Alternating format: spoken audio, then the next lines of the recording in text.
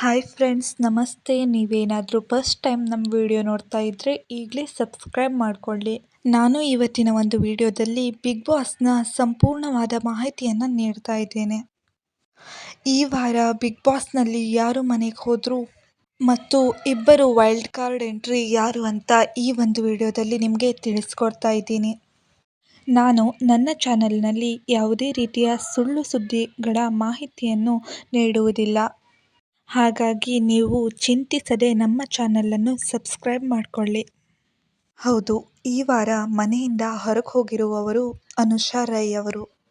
ಅನುಷಾ ರೈ ಅವರು big boss ಮನೆಯಲ್ಲಿ ಹೆಚ್ಚಾಗಿ ಕಾಣಿಸಿಕೊಳ್ಳುತ್ತಿರಲಿಲ್ಲ. ಅವರ ಆಟ ಬಿಗ್ ಬಾಸ್ ಮನೆಗೆ ಸಾಕಾಗಲಿಲ್ಲ. ಅಷ್ಟೇ ಅಲ್ಲದೆ ಅವರು ಬೇರೆಯವರೊಂದಿಗೆ ಮಾತನಾಡುವಾಗ ಅವರಿಗೆ ನೋವಾಗುತ್ತದೆ ಎಂಬ ಉದ್ದೇಶದಿಂದ ಮಾತನಾಡದೆ ಸುಮ್ಮನಿರುವುದು ಅವರಿಗೆ ಮನೆಗೆ ಹೋಗಲು ಕಾರಣವಾಗಿದೆ. ಮತ್ತು ವೈಲ್ಡ್ ಕಾರ್ಡ್ ಎಂಟ್ರಿ ಇಬ್ಬರು ಕಂಟೆಸ್ಟೆಂಟ್ಗಳು ಬಿಗ್ ಬಾಸ್ ಮನೆಗೆ ಆಗಮಿಸಿದ್ದಾರೆ. ಹೌದು, ಒಬ್ಬ ಮಹಿಳೆ ಮತ್ತು ಪುರುಷ ಸದಸ್ಯ ಆಗಮಿಸಿದ್ದಾರೆ. ವೈಲ್ಡ್ ಕಾರ್ಡ್ ಎಂಟ್ರಿ ರೂಪದಲ್ಲಿ ಬಂದಿರುವ ಮಹಿಳೆ ಸದಸ್ಯ ಶೋಭಾ ಶೆಟ್ಟಿ. ಶೋಭಾ ಶೆಟ್ಟಿಯವರು ಕರ್ನಾಟಕದವರಾಗಿದ್ದು ಕನ್ನಡ ಸೀರಿಯಲ್ನಲ್ಲಿ ನಟಿಸಿದ್ದರು. ಆ ನಂತರ ತೆಲುಗು ಸೀರಿಯಲ್ನಲ್ಲಿ ನಟಿಸಿದರು.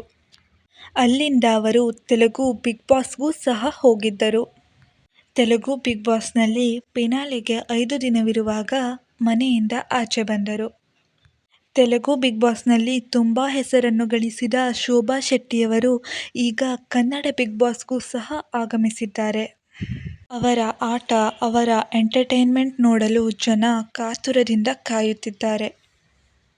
ಎರಡನೆಯದಾಗಿ ಬಿಗ್ ಬಾಸ್ ಮನೆಗೆ ಆಗಮಿಸಿದ ಪುರುಷ ಸದಸ್ಯ ರಜತ್.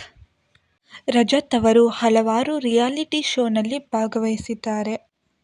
ರಜತ್ ಅವರ ಪತ್ನಿ ಅಕ್ಷಿತಾ ಪ್ಯಾಟೆ ಹುಡುಗೀರ್ ಹಳ್ಳಿ ಲೈಫು ರಿಯಾಲಿಟಿ ಶೋನಲ್ಲಿ ರನ್ನರ್ ಅಪ್ ಆಗಿದ್ದರು. ರಜತ್ ಅವರಿಗೆ ಸೀರಿಯಲ್ನಲ್ಲಿ ಅವಕಾಶವಿದ್ದರೂ ಅವರು ಸೀರಿಯಲ್ಗೆ ಹೋಗದೆ ಕೇವಲ ರಿಯಾಲಿಟಿ ಶೋಗಳಿಗೆ ಮಾತ್ರ ಹೋಗುತ್ತಿದ್ದರು. ಏಕೆಂದರೆ ಅವರಿಗೆ ಆ್ಯಂಕರ್ ಆಗುವ ಇಚ್ಛೆ ಇತ್ತು.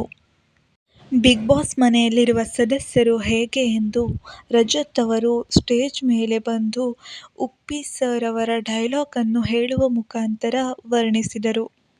ಸೊ ಇಬ್ಬರು ಕಂಟೆಸ್ಟೆಂಟ್ಗಳು ಮನೆಗೆ ಬೆಳಿಗ್ಗೆ ಎಂಟ್ರಿ ಕೊಡಲಿದ್ದಾರೆ. ಬೆಳಿಗ್ಗೆ ಎಂಟ್ರಿ ಕೊಟ್ಟು ಮನೆಯಲ್ಲಿರುವವರಿಗೆ ಶಾಕ್ ಮೂಡಿಸಿದ್ದಾರೆ ಮತ್ತು ಒಬ್ಬೊಬ್ಬರ ಗುಣವನ್ನು ಹೇಳಿ ತೆಂಗಿನಕಾಯಿಯನ್ನು ಒಡೆಯುತ್ತಿದ್ದಾರೆ.